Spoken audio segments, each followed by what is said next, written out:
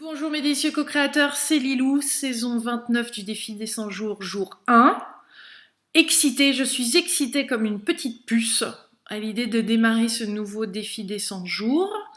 Le dernier défi s'est bien passé, mais il y a eu quand même pas mal de choses qui n'ont pas été réalisées. Donc ce défi, je décide de vraiment être alignée avec moi-même, de me faire entourer de personnes positives qui me tirent vers le haut, que les choses, que mes différents objectifs avancent, et en même temps je souhaite recevoir aussi et comprendre et apprécier toutes les différentes choses qui se sont passées ces dernières semaines, ces derniers mois, ces dernières années, en voyageant, les différentes rencontres, ce savoir. Des fois j'ai l'impression de repousser les cadeaux, de repousser les belles choses qui pourraient m'arriver.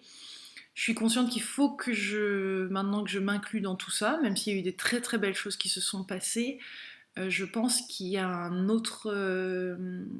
La vie m'appelle à vraiment m'ouvrir et à encore plus apprécier, je pense, et à vivre donc mon chemin d'évolution en toute sérénité. Ça m'a pas mal secoué les derniers mois, il y a pas mal de choses qui se sont passées. Je suis consciente qu'il faut être aligné dans sa vie, qu'il faut prendre des décisions quand on se sent bien, que une des choses les plus importantes, c'est d'avoir le cœur ouvert, de se sentir bien et, et d'aller au-delà des opinions, des jugements, des projections des autres. J'ai tendance à pas mal me perdre là-dedans. Et ça me sert à rien du tout parce que je remarque que forcément la critique est facile et souvent c'est les gens qui en font le moins qui critiquent le plus. Donc même si je suis sensible à tout ça, c'est absolument d'aucune utilité ou ça me sert à rien ben, d'y penser ou de faire attention. Je réalise que les autres ont leur propre chemin de vie, donc j'aimerais ne pas m'embarrasser avec tout ça et de vivre ce que j'ai à vivre moi et de me faire confiance et de continuer dans ce chemin. Il y a de nombreuses choses que j'aimerais réaliser. Je pense que la prochaine étape aussi pour ma chaîne, pour la télé de Lilou, etc., c'est d'augmenter la qualité de mes interviews en passant certainement, enfin en ayant plusieurs caméras, avec quelqu'un qui m'aide à monter les vidéos et interviewer petit à petit de plus en plus de people, de personnes connues qui sont connectées, qui vivent ce chemin, de plus en plus en fait de personnes comme vous et moi finalement qui avons décidé de vivre ainsi et de se réouvrir à la vie. Donc c'est bien d'interviewer les personnes qui écrivent des livres, mais je me rends compte que c'est des exemples qui nous manquent. Donc je souhaite faire plus d'interviews dans ce sens-là et aussi de trouver un bon moyen de financer ma chaîne parce que pour l'instant les donations sont très faibles en France et je remercie tous ceux qui en ont fait. C'est ça qui permet de faire les voyages, etc. et de pouvoir faire les interviews. Pour l'instant j'ai eu la chance d'avoir un peu plus de donations qui venaient des États-Unis et d'avoir un client américain qui me permettait de financer ces vidéos. J'ai décidé de ne plus travailler avec ce client américain parce que ça n'allait plus, je trouvais que c'était pas correct ce qu'il proposait, etc.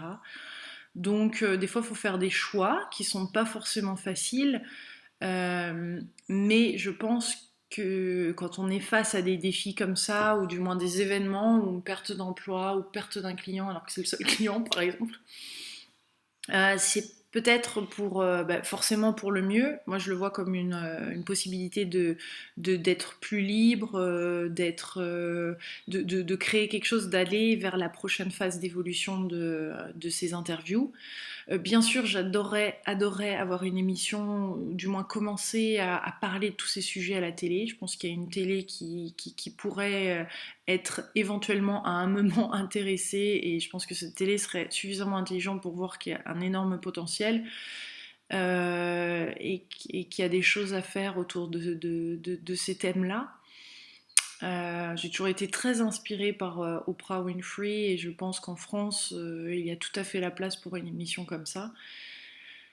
Mais en tout cas sur le net et grâce au net, je continue de diffuser et je ne souhaite certainement pas m'arrêter. Je me sens soutenue et bien en phase avec tout ça. Donc c'est vraiment, cette saison, c'est m'ouvrir, ouvrir à tous ces beaux cadeaux de la vie.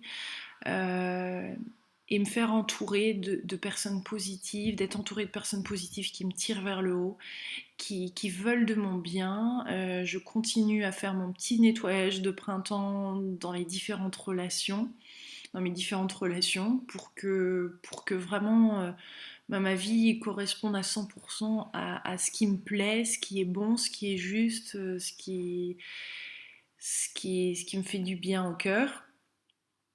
Et donc je sens qu'il y a plein de rebondissements, il y a plein de choses qui vont se passer pendant cette saison. Je vous souhaite à vous aussi une délicieuse saison pour tous ceux qui commençaient ce 1er septembre. Et voilà, je ferai quelques petits vidéoblogs tout au long de la saison. J'ai une chaîne YouTube qui est spécialement pour mettre qui est spéciale pour mettre ces petites vidéos sur le défi, mais de toute façon je les diffuse sur le site et aussi sur Facebook.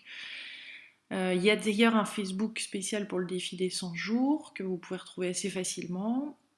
Et voilà. D'ailleurs, si vous tweetez, ajoutez le hashtag défi des 100 jours, comme ça on peut facilement vous retrouver et découvrir de nouvelles vidéos. Moi, ça me plaît toujours de retweeter et tout ça.